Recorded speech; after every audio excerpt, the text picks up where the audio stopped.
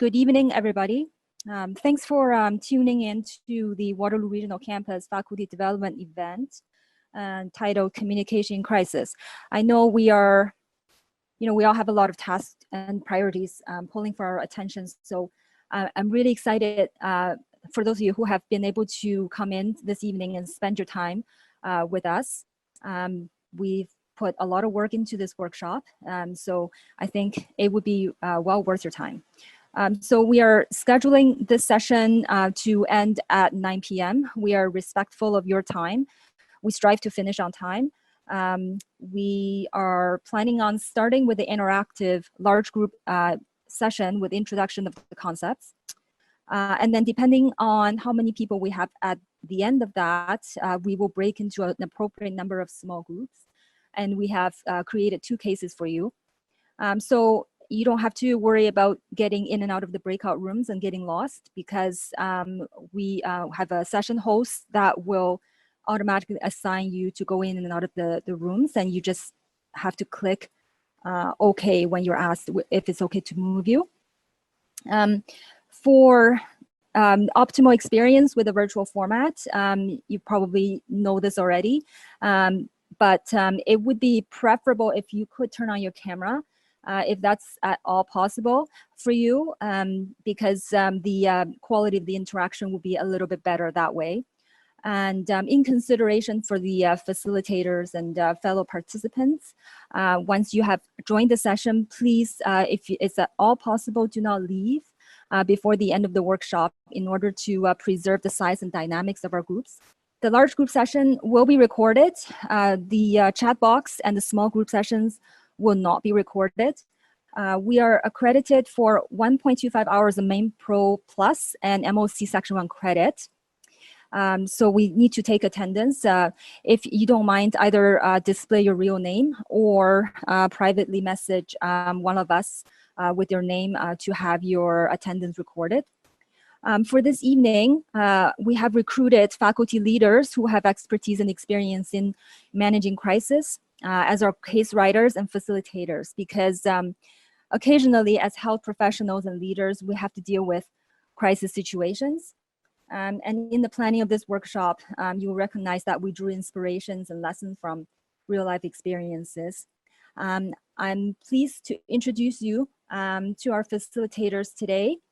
Sarah Lau is an assistant professor of medicine at the Michael G. DeGroot School of Medicine at McMaster University. She leads various educational efforts in health innovation and entrepreneurship at the Michael G. DeGroot Initiative for Innovation in Healthcare. She's head of the leadership and management team in the Faculty of Health Sciences program for faculty development, and the McPherson Institute Leadership in Teaching and Learning Fellow. She has an MBA and academic background in drug discovery and development. Sarah will lead the large group interactive portion of this evening and facilitate one of the small groups. Alim Pardan graduated from University of Manitoba Medical School and completed his residency in emergency medicine at McMaster. He subsequently completed the MBA at Richard Ivey School of Business. Presently, Alim is staff emergency physician at the Hamilton Health Sciences and McMaster Children's Hospital. He is the program director of the McMaster University's Royal College Training Program in emergency medicine and is the physician site lead for the Hamilton General Hospital Emergency Department. Alim wrote case 1 and will also facilitate one of the small groups. Michelle Welford is a wannabe paramedic and medical director for the Hamilton Health Sciences Center for Paramedic Education and Research, where she provides medical oversight for nearly 1,400 paramedics. She's also a staff emergency physician in Hamilton Health Sciences, where she meanders around the ED reading her Twitter feed. Dr. Welford is a professor and the division director for Emergency Medicine, Department of Medicine at McMaster University. She has had multiple leadership roles and has been awarded the Canadian Certified Physician Executive Credential. She has recently been focusing on junior faculty mentorship and academic coaching. Perhaps the most important leadership role that is that of a mother of 2 twin girls. Some of you will appreciate the difficulty of that position. For the workshop tonight, Michelle wrote case number 2. I'm Catherine Tong. I'm an emergency physician and family physician practicing in Kitchener-Waterloo. I lead the faculty development program at the Waterloo Regional Campus. I work closely with the program for faculty development at McMaster University to deliver a learning event to all health professional education faculty members, but in particular addressing the needs of part-time clinical faculty members.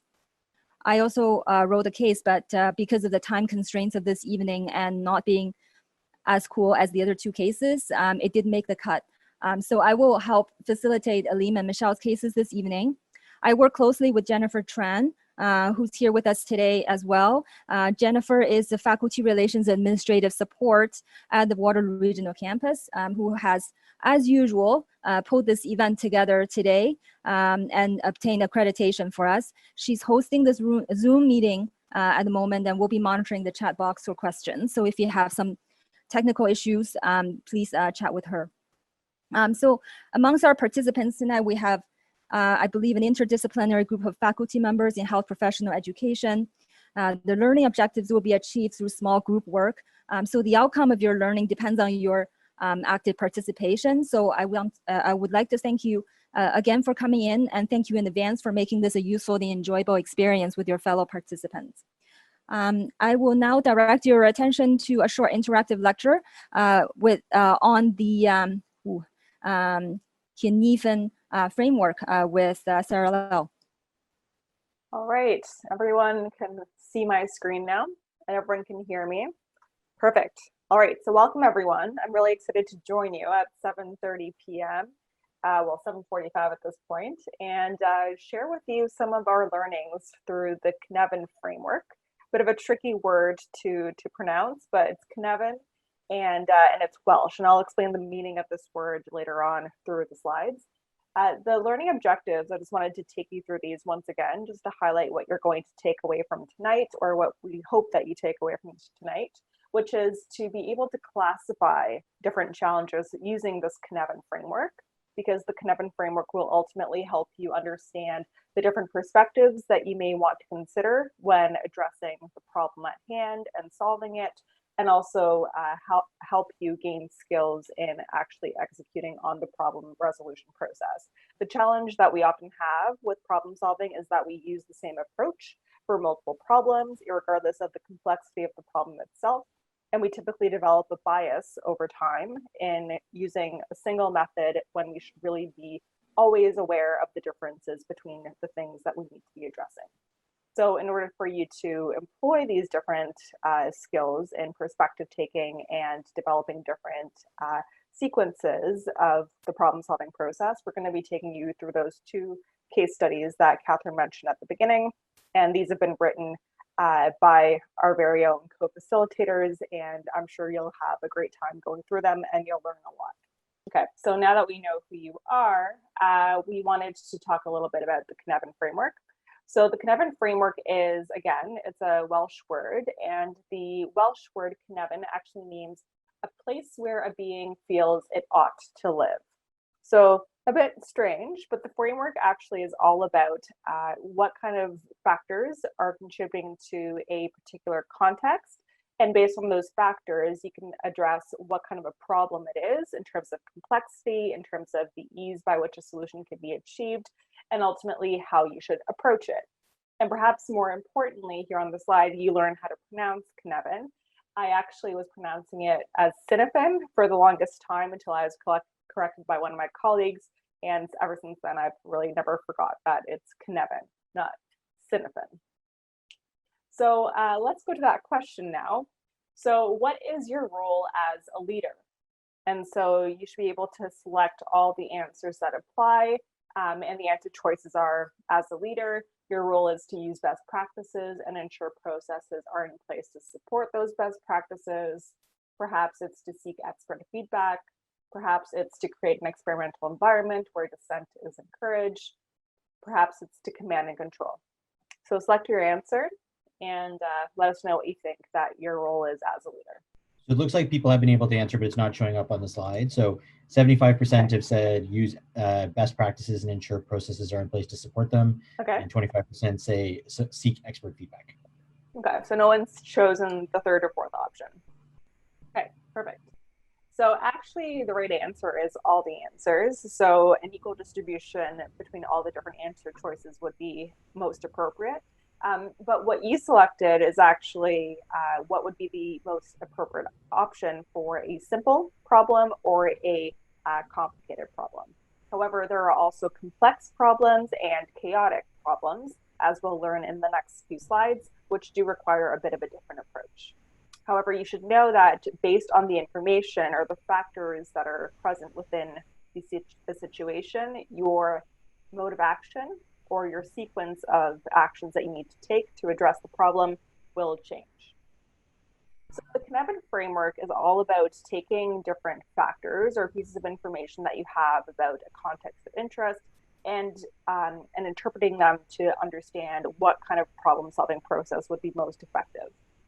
This visual that you see on the slide here actually illustrates this beautifully because it also emphasizes that the Kinema Framework is all about bringing something down to a more simple form where something is more easily constructed as a mental model that can then be resolved.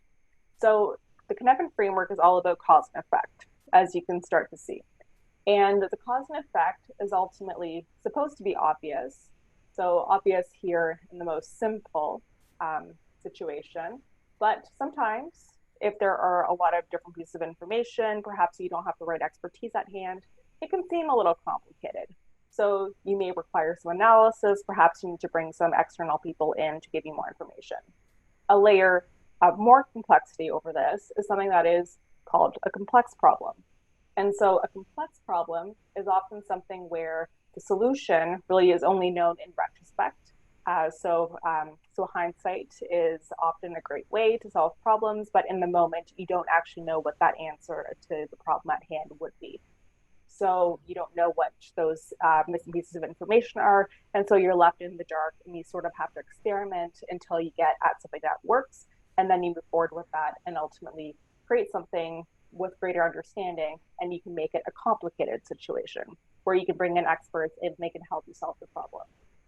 Then the most complicated or most complex is actually called chaotic. And this is where everything's happening at the same time. There's no order to any of the events that are occurring. There's no logic to anything. And so the relationship between cause and effect is completely lost on you.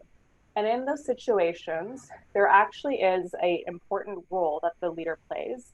And that role can be described as command and control, because nothing is in control at that point. So it's up to the leader to take the reins, so to speak, and really dictate what's going to happen to get everything, or at least something that's causing the problem, under control. And then you can start to parse the bigger problem out into smaller problems and actually deal with them in more of a logical fashion. So ultimately, as you can imagine, what you interpret a problem as being can be highly dependent on your experience as a leader, the experience of your team, the types of skills and things that they've done in the past. And sometimes it's actually very prone to bias. So very prone to bias based on your preferences as a leader, your preferences as a team for how you would actually go about solving a problem. And so in your experience, you probably know very well teams that constantly require large groups of people to come together to decide by consensus. You probably know of individuals who always reach for a consultant or a subject matter expert. They have to bring them in to consult them on the matter, no matter what the problem. And so people do tend to go into habits, patterns of behavior for how they approach different situations. And sometimes this leads to almost a lazy approach to problem solving, because ultimately you're not solving the problem based on information, you're just solving it based on a problem solving approach that is most familiar to you. So in terms of distinguishing characteristics between different types of problems, I wanted to simplify things for you in a bit of a table. So when you look at simple situations, these are often things where everything is fact-based. You have the information presented to you. It's about you making sense of the information, and ultimately what we have as problem-solving processes are best practice. You don't really require any expertise. Usually SOPs are great to solve the problem, and ultimately you can achieve the best possible solution or the global maxima for the benefits that can be achieved through the problem-solving process. The complicated problem is all about analyzing the situation at hand. You can have good practice, but ultimately there may be a few different solutions that could be equally good in nature.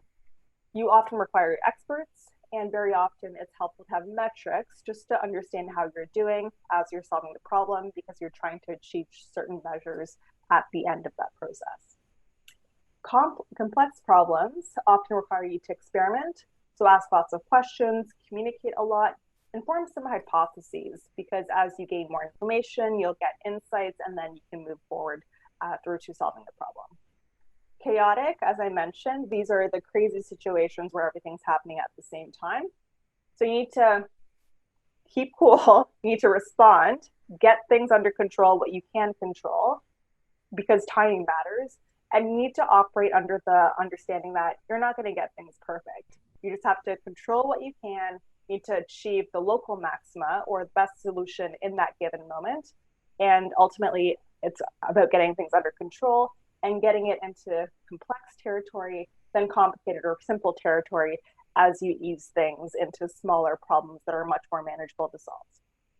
And a disordered problem is actually something where you don't know what it is yet, and so you just need to get more information, break it down a little bit, and ultimately put it into one of these 4 boxes. But the goal, I just want to highlight this again, is always to shift things to a simple or complicated category, because that's ultimately what's the most manageable.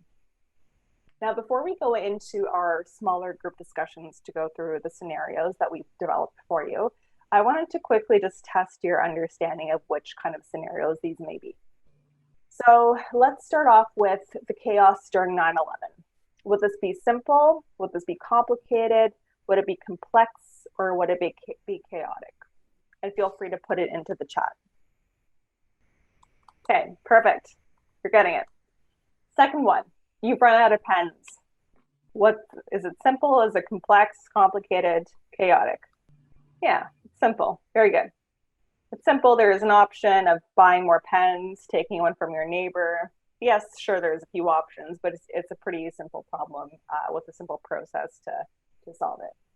Okay, what about the problem that single stall washrooms run out of soap less than multi-stall washrooms, even if people use them equally? So let's say the problem is hand washing and you've made this observation. So it's actually complex. And it's complex because the human part of the behavior here is actually something that requires you to investigate further. And you actually find that people wash their hands more when they're being observed by other people. So it requires you to probe a little bit, do some experiments, but ultimately you find out the root cause of the problem, which is people usually don't behave the way they're supposed to until there's someone watching. What about disease outbreak? So this may have happened recently. What is that? Simple, chaotic, complicated, chaotic, yeah. Okay, not getting too much into the specifics of which disease, but yes, I was going for chaotic. So COVID-19 as the most recent example. Yeah, it's chaotic. Until you get a handle on the situation, it'll be chaotic. How about when your car breaks down? Let's assume that you're not an engineer or a car mechanic, and that should give you a clue. So it's actually complicated. So the key feature of a complicated problem is that you can find an expert to solve it, because for that expert, the problem is simple. So if it's a matter of getting expertise to you, it's a complicated problem. If an expert can't solve it and you need to do experiments to better understand what's going on, then it's complex. All right, what about the Toyota production system?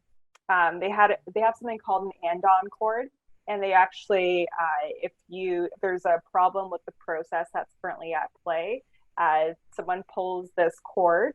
It doesn't have to be a real cord, it can actually just be a button, and they just let the supervisor know that there's something wrong in the process that's currently happening, and then they can intervene. But they found that this actually works in Japan really well, but it didn't really work in the US at all. What kind of problem is this? Yeah, it's complex. Good. Yeah, exactly. So it's complex, and this is the exact same situation as number 3, because you need to do more experimentation. It's a human issue, actually. In this situation, they didn't want to identify themselves as being part of a line at the factory that had issues with it. So the culture is different in Japan versus the US. And so it was a complex problem. They had to really probe and try to understand what was going on, but they ultimately determined that it was a cultural difference.